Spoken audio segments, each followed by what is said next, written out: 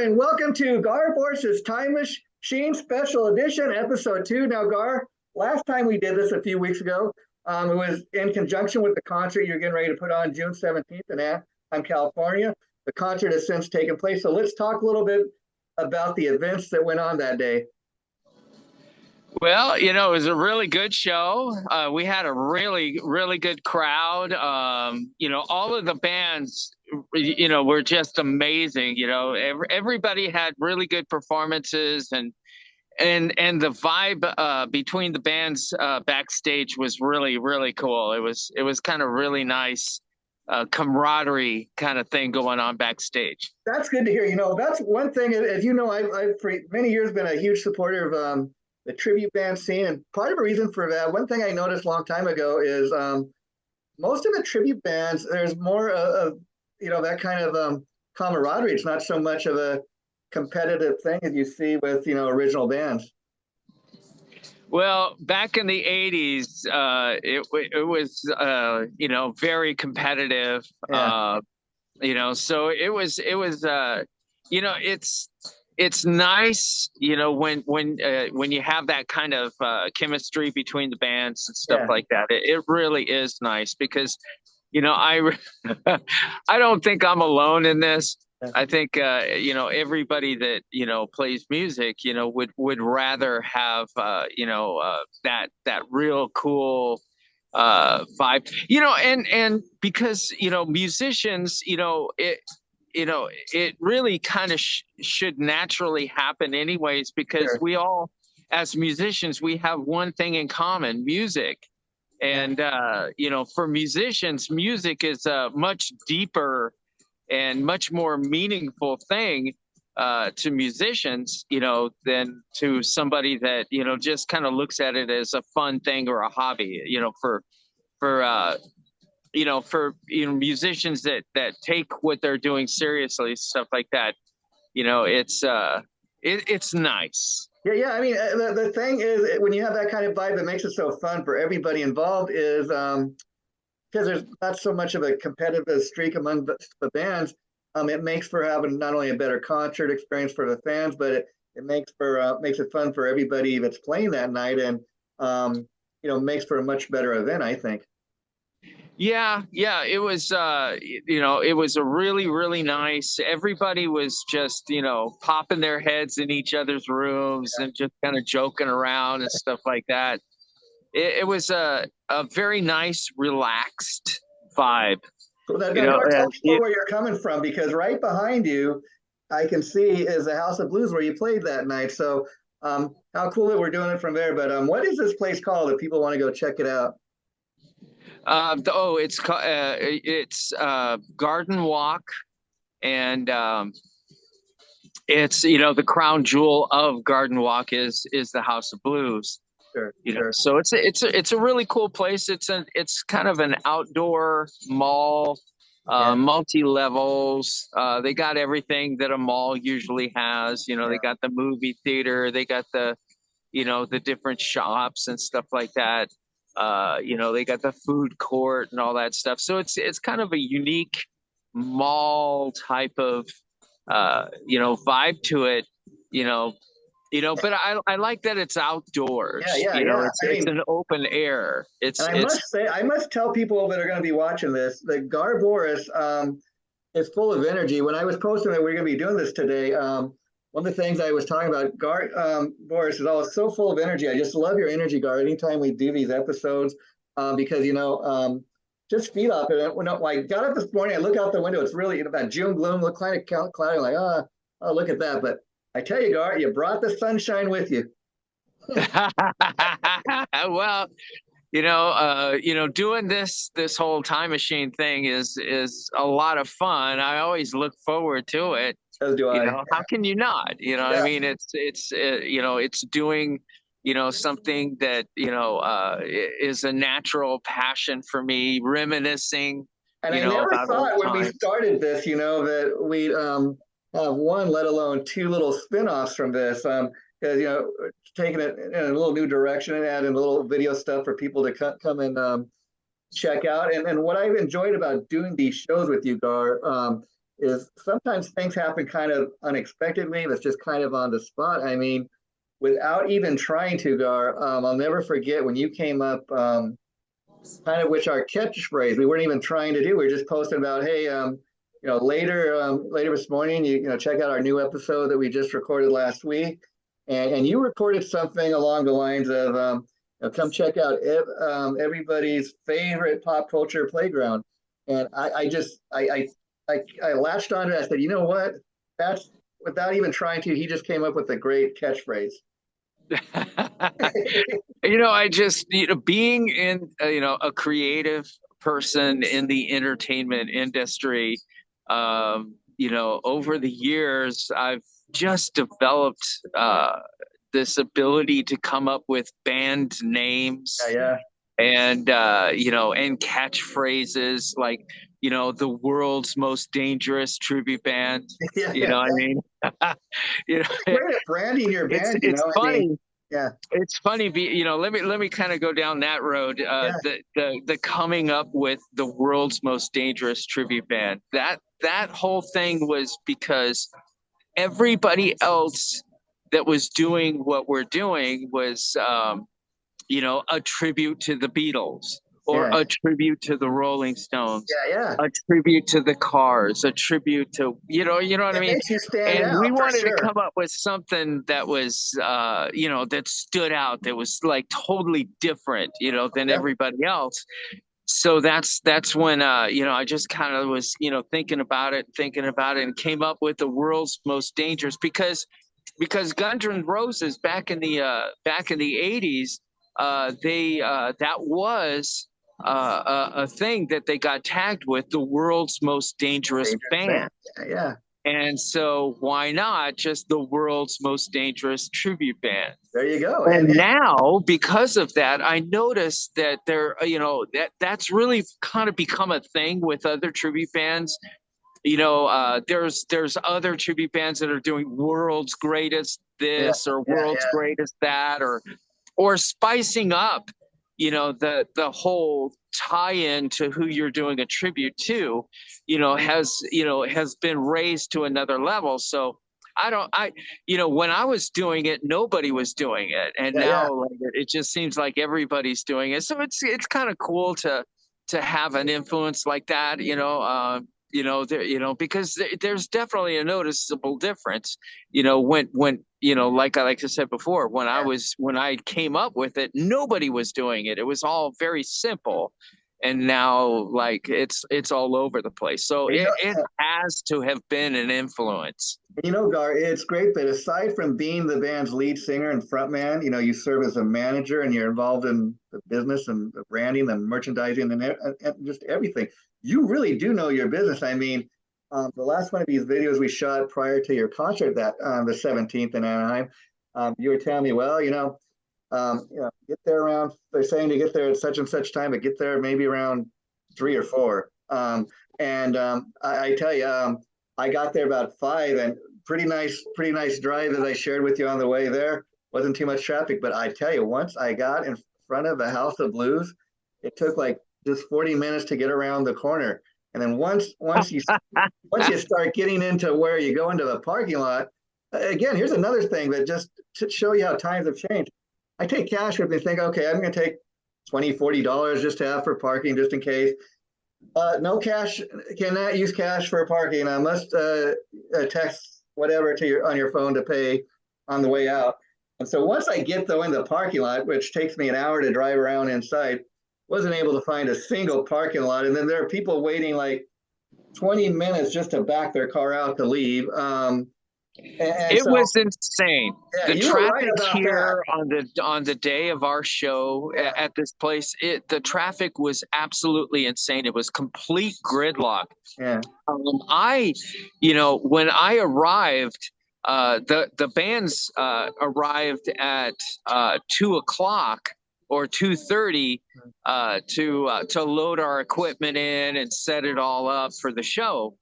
And I arrived a half an hour early, Mm-hmm. and I got stuck in that gridlock trying to get in. to the place because there was already a gridlock at like 2. Do you get any Um, kind of special like parking space because you're with the band, or are they like, buddy, you're on your own?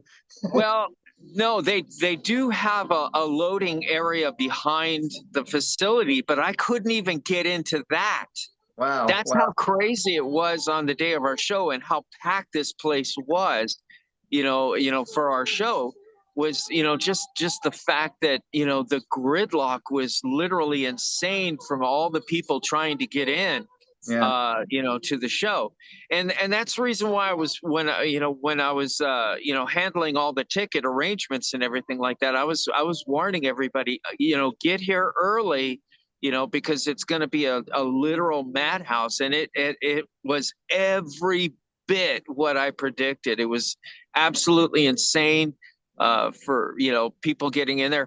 I like I said, I arrived a half an hour early to and then I wound up getting stuck in that same gridlock you're talking about. yeah, yeah. And I still wound up, by the time I got in there, I still wound up a half an hour late, even though I Yeah. got here, when I arrived It, at you the know, gridlock area, I arrived a half an hour early. I still wound up a half an hour late. it And did and teach. the rest of the guys in the band were even later than that. It was pretty insane. It did teach me Everything like started very early for the day. it did teach me next time. I'm just going to make an all day event. If I have to show up in the morning, like you said, and hang out at the garden walk, I think I'd do that.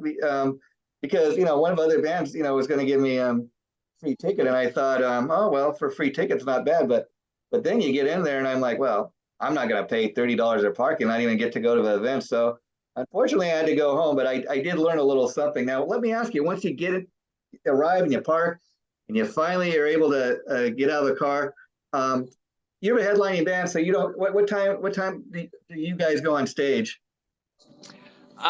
We hit the stage at about 10:20. Oh wow, House of Blues is really like, man, you got to be on time. If yeah, everything, your set starts at this time, your set ends at this time. And so you when you put your set together to perform here, uh you have to really consider that, because if you go over, it's a major faux pas. You know what I mean? They just, no, it's not, you have to be professional. And so, so yeah, we hit the stage at about 10:20 and did a full hour and a half show. It was the sound was absolutely amazing. The crowd yeah, was insane, wow, literally insane. Everybody was really having a good time.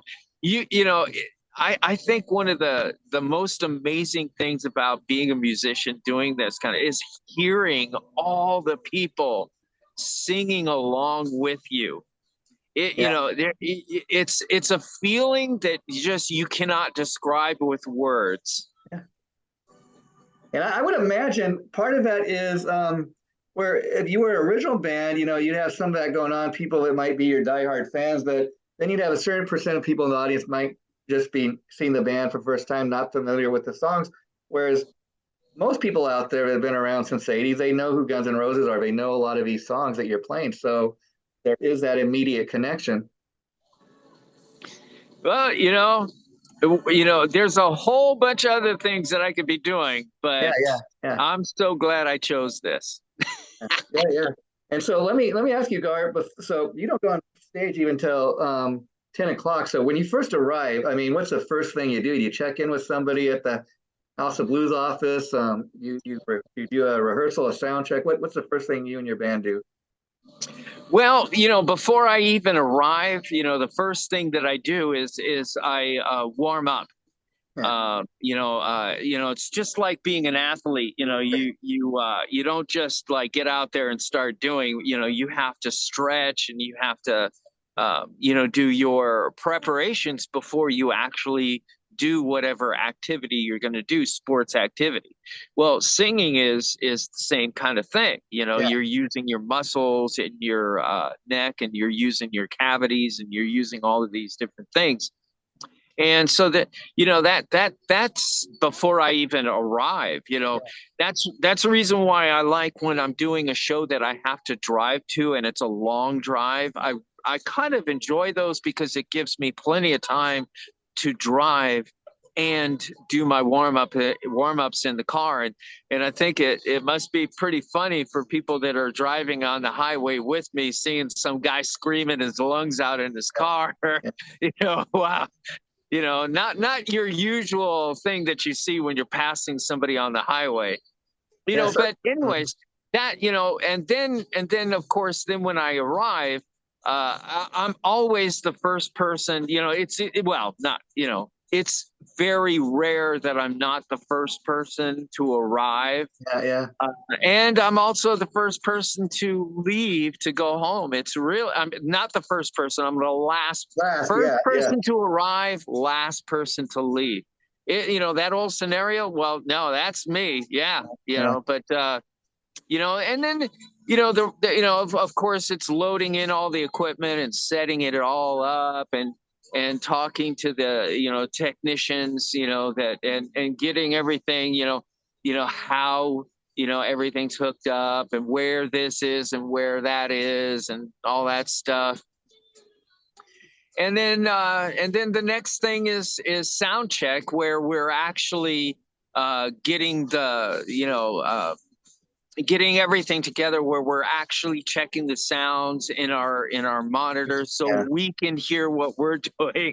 Yeah. You can't perform if you can't hear what you're doing. That is a musician's nightmare, is being on stage and being in the middle of a performance and not being able to hear what you're doing. It's the biggest fear, I think, Sure. of any musician. And what's the And it craziest? happens. It happened at Lake Arrowhead to me. Wow, wow.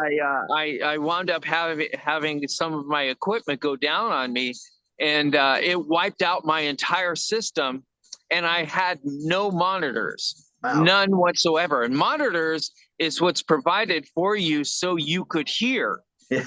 And so it was, I made it through that show. I have absolutely no idea how I made it through that show in Lake Arrowhead, and I have no idea, what I was singing or if I was even on key, or when you can't even hear yourself like that, you don't even know if you're sounding like Axel. And It's yeah, crazy, but to be thrown in a matter of seconds, to be thrown into a position like that.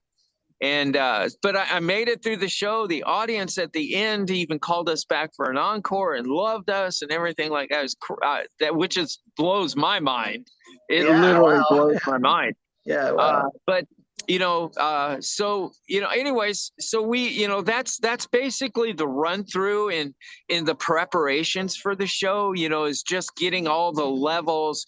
I want to hear this, and I want to be able to hear it this loud, in relation to everything else. And you know what I mean? That's what sound check is. You're putting all that stuff together. So when you're performing, you can hear the other singers in your band. You Yeah, can yeah. hear the guitarist. You can hear what he's playing. You can hear what everybody else is doing. So you can all be in synchronization, because that's the ultimate goal, is everybody being able to play everything in synchronization, where it all falls into place. And that's the way we want it to sound. We want it to sound like it's easy to do. And we wanted to make it sound like it's easy to make it sound that way. See, All of it is really hard to do. I think a lot of people have a misconception that you have other guys on a crew and just come and plug in all the instruments. You guys just show up for the show and sing your song, but it's much more that goes into it than just that. Yeah, it's very complicated, and that's just the show aspect of it.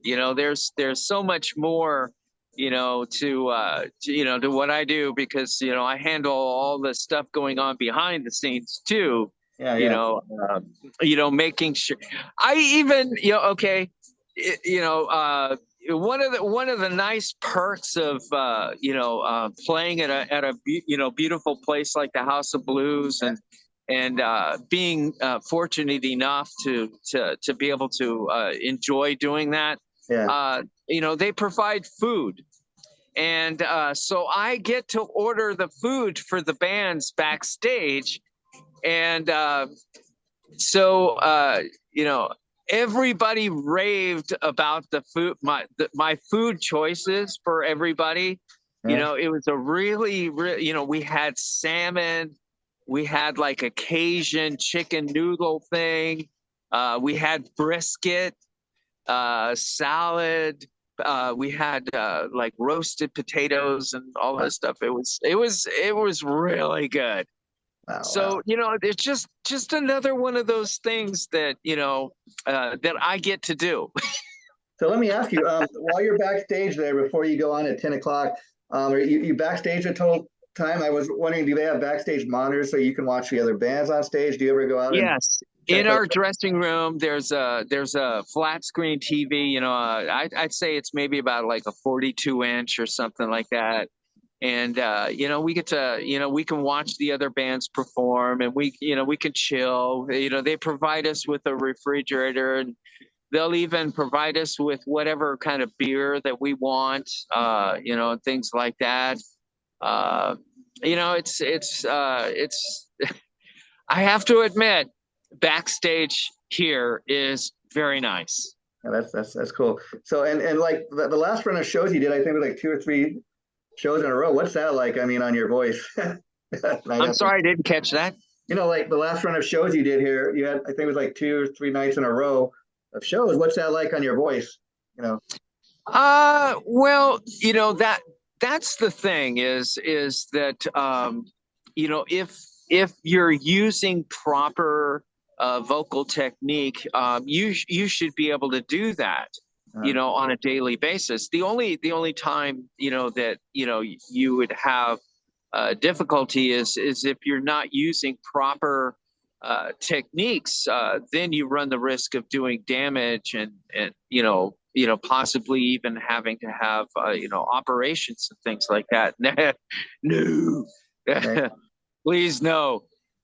So it's kind of a thing where I don't even, my voice doesn't even get rough. Oh, that's good. I can talk to people after the show, and it's just like this. So if it's having an adverse effect on your voice or whatever after the show, you wouldn't be able to, talk to people. It would be a noticeable hoarseness to your voice after the show, if that was the case. So, Yeah. I didn't really have any problems, doing 2 shows in a row. I mean, there, when you're out on the road and you're touring, you're doing shows, you're doing a lot of shows. So, Yeah. it's part of the course, but it's also, part of, using the proper Yeah. techniques. So let me ask you, Gar, when you put together a show like this, I mean, as far as picking the opening bands, how do you go about that? Imagine you have a list of bands you've played with or know from part of the scene you play, but how do you go about that? Well, that's another thing that I'm in charge of, and it's that is a difficult thing because there are so many bands that want to open for us, Yeah, yeah, and you want to you want everybody to be able to partake, yeah. but there's only 2 opening bands. Sure, sure. That's it. Yeah, Two yeah, opening slots, and you have to choose somebody. And for a long time, I was using the same bands. yeah, yeah. They were kind of my favorites, and but it just became to this point where every time we were playing at the House of Blues, it was the same lineup, and the curse, is being mundane. Yeah, yeah, yeah. You I know got what I it. mean? Yeah, Having yeah. it, be the same thing every time. And And spice it so, up a little. I Yeah, purposely started mixing it up, but then in mixing it up, it was the right thing to do. But then now, bands are getting butthurt, because they want that opening slot, and then you're picking somebody else. What's wrong with us now? You know what I mean? That kind of a thing. So it's like, you can't make everybody happy all the best way time. to tell. Well, you're still on the list. We're just kind of trying to, have some variance here. I think with Bill that night, Alice in Chains and excuse me, AC/DC and a Black Sabbath tribute, pretty cool. Guns N' Roses. I mean, kind of in that metal realm, but all a little different, a little something for everybody, which is what you want to have. Well, I took it from that big concert out in the desert, Power Trip. Yeah.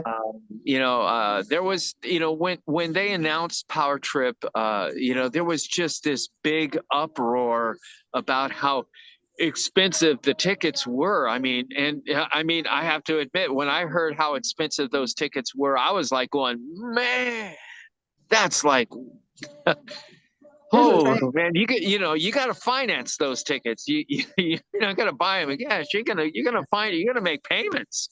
Here's the thing, And Gar Borras. I think. so Yeah, I figured, well, let's kind of fashion it after that. So I even did the artwork for the promotion, using heavily influenced by the artwork that they were doing for Power Trip. And I was thinking about calling it Power Trib, but it was too close to Power Trip. You know what I mean? It was, I think people would get it because it was too close. People would get it mixed up yeah. and There you would go. think that it would just be an addition, advertise instead of, See, see, you know see. what I That's mean? why Instead of promoting our show, we'd be promoting the big one, I love. because people would be mistaking it for that. I love the So fact your that's the reason brain why I goes picked there. Power Faux, Yeah. FAUX, because it's kind of, that's the whole tribute band thing. It's a big faux thing. I love that your brain was able to go there because most people wouldn't even think of that. Well, I just love being creative. I really do. That's why I'm able to come up with band names. That's why I'm able to come up with names of, tours and things like that. And, it's just a thing that I just love to do. I Yeah, my love friend. being creative. Agar, I cannot believe another 35 minutes has gone by, but this came out even better than you thought it would. Great. Can't wait to post this. Next week, we're going to be starting episode 47, which is going to be a three-part episode on Saturday Night Live. So I'll see you next week for that. And then after that, we're going to do episode 2 of Gar Borras' Rewind, which I'm looking very forward to. You have a great rest of your weekend, Gar, and take care, my friend. Man, enjoy it every time there, brother. Everybody. Thanks. Another one. Great show in the can. Bye-bye. Take care.